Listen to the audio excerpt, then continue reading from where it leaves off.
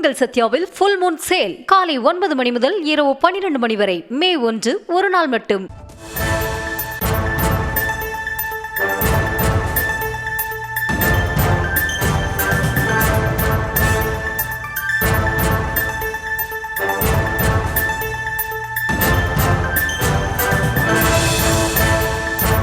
அண்மை செய்திகளை பார்த்து வருகிறோம். பிரசவ விடுப்பு தொடர்பாக உயர்நீதிமன்றம் பிறப்பித்திருக்கக்கூடிய உத்தரவை பார்த்து வருகிறோம். 3வது பிரசவத்திற்கு 12 வாரங்கள் மட்டுமே விடுப்பு என கூறப்படும் அந்த விவகாரம் தொடர்பாக உயர்நீதிமன்றம் உத்தரவு பிறப்பித்திருக்கிறது. இது தொடர்பான விவரங்களுக்கு இணைகிறார் எமது செய்தியாளர் மதியழகன். அவரிடம் பேசலாம். வணக்கம் மதியழகன், இந்த உத்தரவு தொடர்பான முழுமையான விவரம். விழுப்புரம் மாவட்டம் திண்டிவனத்தில் உள்ள மோட்டார் வாகன இழப்பீட்டு தீர்ப்பாயத்தில் பணியாற்றி வரும் ஷாய் நிஷா என்பவர் 3வது பிரசவத்துக்காக 2026 பிப்ரவரி முதல் 2027 பிப்ரவரி வரை பேறுகால விடுப்பு வழங்க கோரி மாவட்ட முதன்மை நீதிபதியிடம் விண்ணப்பித்திருந்தார்.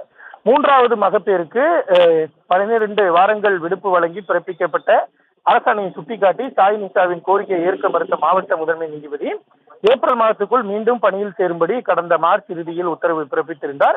இந்த உத்தரவை ரத்து செய்து 2027ஆம் ஆண்டு பிப்ரவரி வரை தனக்கு மகப்பேறு விடுப்பு வழங்க உத்தரவிட வேண்டும் என்ற கோரிக்கையுடன் ஷாய் நிஷா சென்னை உயர்நீதிமன்றத்தில் மனு தாக்கல் செய்திருந்தார். இந்த வழக்கை விசாரித்த நீதிபதிகள் ஆர் சுரேஷ்குமார், என் செந்தில்குமார் அமர்வு 3வது பிரசவத்துக்கு முழு மகப்பேறு விடுப்பு வழங்க வேண்டும் என உச்சநீதிமன்றமும் உயர்நீதிமன்றமும் உத்தரவு பிறப்பித்துள்ளதை சுட்டிக்காட்டி ஷாய் நிஷாவுக்கு ஓராண்டு விடுப்பு வழங்க வேண்டும் என்றும் அது குறித்து ஒரு வாரத்தில் உத்தரவு இட வேண்டும் என்றும் மாவட்ட நீதிபதிக்கு உத்தரவிட்டுள்ளனர். மேலும் 3வது பிரசவத்துக்கு 12 வாரங்களுக்கு விடுப்பு வழங்கும் அரசாணை உச்சநீதிமன்றம் மற்றும் உயர்நீதிமன்ற உத்தரவுகளுக்கு எதிரானது என்பதால் அதனை ஏற்றுக்கொள்ள முடியாது என்றும் 1வது மற்றும் 2வது பிரசவத்தின் பொழுது அனுபவிக்கும் அதே வேதனையையும் வலியையும் தான் 3வது பிரசவத்திலும் அனுபவிப்பார்கள் எனும் பொழுது எந்த பாரபட்சமும் காட்ட முடியாது என்று தெரிவித்துள்ள நீதிபதிகள் அரசின் இந்த அரசாணை மாவட்ட நீதித்துறையை கட்டுப்படுத்தாது எனவும் தெளிவுபடுத்தியுள்ளனர்.